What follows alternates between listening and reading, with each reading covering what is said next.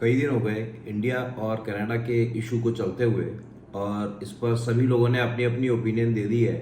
But चलो, हमें इतना डीप जाने की ज़रूरत नहीं है। हम बहुत ही बेसिक डिस्कशन करेंगे आज इस टॉपिक पे, और ये समझाने की कोशिश करेंगे आखिर ये इशू है क्या। अब आप ये देखो कि इंडिया के कुछ टेररिस्ट हैं या जो इस तरह के गैंगस्टर्स हैं जो यहाँ पर एक्टिविटीज़ करके, कहीं बॉम्ब ब्लास्ट करके, कहीं मर्डर करके और किसी दूसरे कंट्री में जाकर छुप गए हैं, और इंडिया ने उस कंट्री को उन सारे लोगों की लिस्ट दी है और बोला है कि भाई इनको आप हमारे हवाले करो, सो दैट कि हम उनको जस्टिस दे सकें, उनके खिलाफ जो भी मुकदमे हैं वो चलें और उनके ऊपर प्रॉपर एक्शन हो सके। और उसके बाद कनाडा बोल रहा है कि भाई नहीं, वो तो हमारे सिटीजन है। मतलब आप दूसरे देशों के भागे हुए लोगों को आप अपने कंट्री में एक तो बिठाकर बैठे हुए हो और उनको उकसा रहे हो, उनको फंडिंग कर रहे हो, उनको वो सारी फैसिलिटीज़ दे रहे हो जिससे कि वो उस देश से जहाँ से भागे हैं उसके खिलाफ सारी एक्टिविटीज़ कर रहे हैं, और फिर आप चाहते हो कि वो देश आपके भले के लिए सोचे। कैसे पॉसिबल है?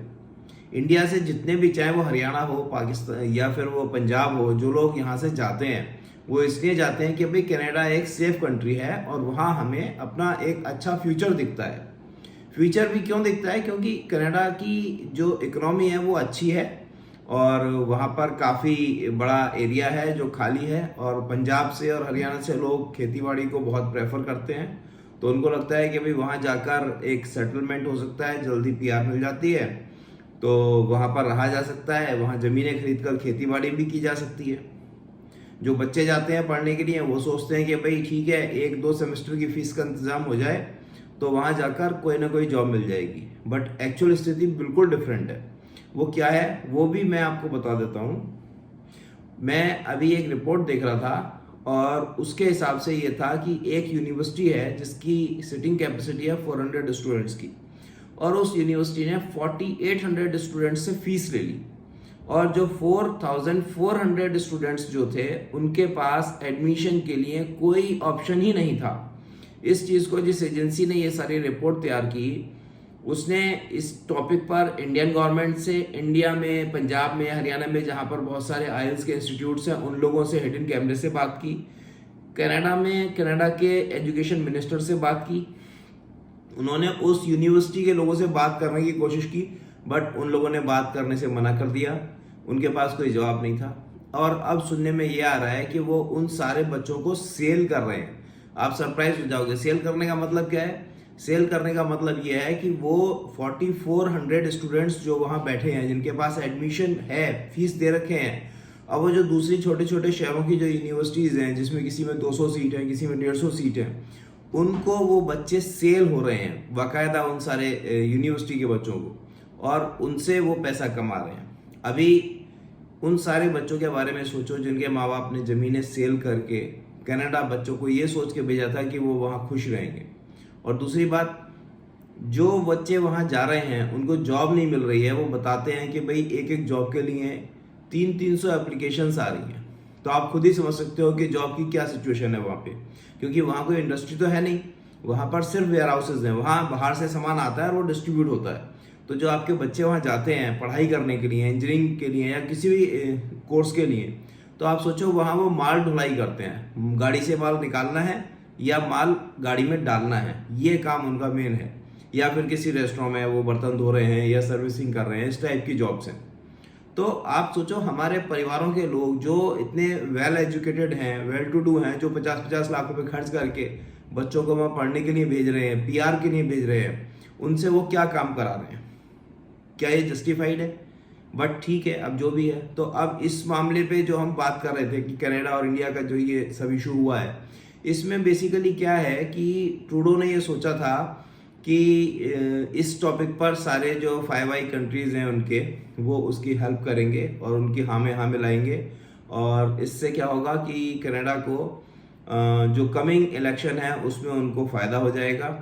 तो ये सोचकर उन्होंने ये सब किया था, बट ये दाव पड़ गया उल्टा, क्योंकि किसी ज़माने में इंडिया एक सॉफ्ट स्टेट हुआ करती थी जो कि अब नहीं है। अब इंडिया एक हार्ड स्टेट है, और इंडिया की गवर्नमेंट ने ये कई बार बहुत अच्छी तरह से सिग्नल दिया है कि अगर आप हमारे साथ जरा भी टेढ़ा चलोगे तो आपको बहुत स्ट्रिक्ट एक्शंस फेस करने पड़ेंगे। तो वो अभी कनाडा को समझ में आ रहा है, क्योंकि जिस समय बोलना था जाके, बेसिकली होता क्या है, मैं कई बार सोचता हूँ कि कनाडा में जो ट्रूडो है, क्या वो दूसरा इमरान खान है? आप बताना। इमरान खान कैसे, वो मैं बताता हूँ आपको।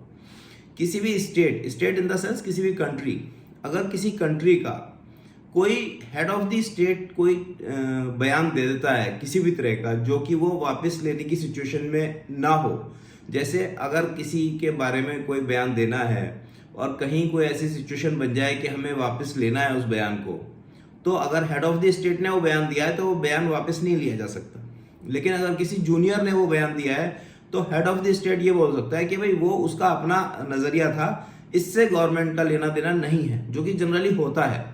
आप कंपनीज का भी एग्जांपल ले लो, कंपनीज में भी यही होता है कि अगर किसी एक डिपार्टमेंट से दूसरे डिपार्टमेंट का कोई भी इशू हो जाता है, तो जो हेड्स होते हैं डिपार्टमेंट के, वो उस मैटर को सॉर्ट आउट करते हैं, या जो डायरेक्टर्स हैं या और जो सीनियर लोग हैं वो उस मैटर को सॉर्ट आउट करते हैं।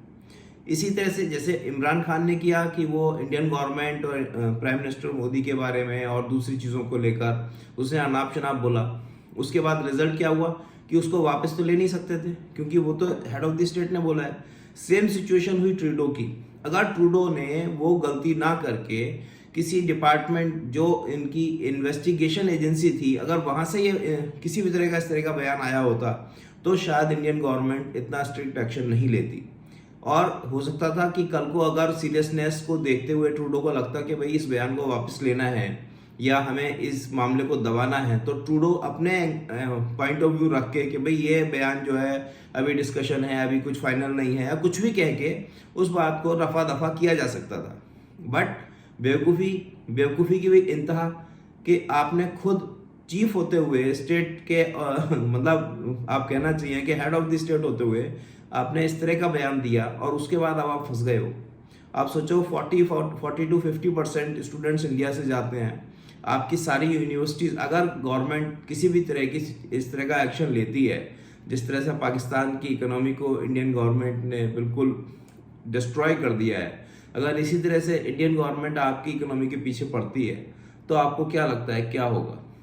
बहुत बुरी सिचुएशन हो जाएगी, क्योंकि अगर इंडियंस वहाँ नहीं जाएंगे तो पैसा इतनी स्पीड से जो वहाँ आ रहा है वो वहाँ नहीं आएगा, और वहाँ बहुत खराब स्थिति हो जाएगी। तो मेरे हिसाब से तो ट्रूडो साहब को किसी भी हालत में इस तरह का बयान नहीं देना चाहिए था।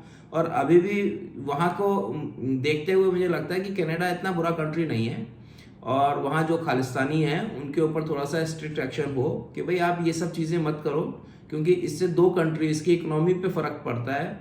ऐसा नहीं है कि इंडियन इकोनॉमी पे फ़र्क नहीं पड़ता है, इंडिया की इकोनॉमी पे भी फ़र्क पड़ता है, क्योंकि देखो दो कंट्रीज जब आपस में ट्रेड करते हैं तो दोनों को बेनिफिट होता है।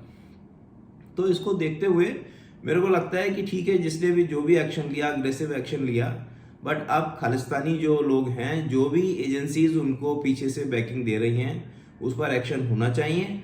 और अगर इंडियन गवर्नमेंट ने किसी भी तरह की लिस्ट आपको दी है तो आप उनको अरेस्ट करो। जिस तरह से पाकिस्तान के ऊपर प्रेशर बनाकर अमेरिका ने हाफिज सईद को अरेस्ट कराया था, तो क्या वो सारी चीज़ कनाडा के ऊपर नहीं होनी चाहिए? अगर टेररिस्ट वहाँ बैठे हुए हैं, वो तो हमेशा के लिए खतरा है ना। किसी ऐसा नहीं है कि टेररिस्ट जो है सिर्फ इंडिया के लिए खतरा है, वो कल को अमेरिका के भी हो सकता है वो कल को कनाडा के लिए भी खतरा हो सकते हैं, क्योंकि जो मानसिकता है वो कभी आप चेंज नहीं कर सकते।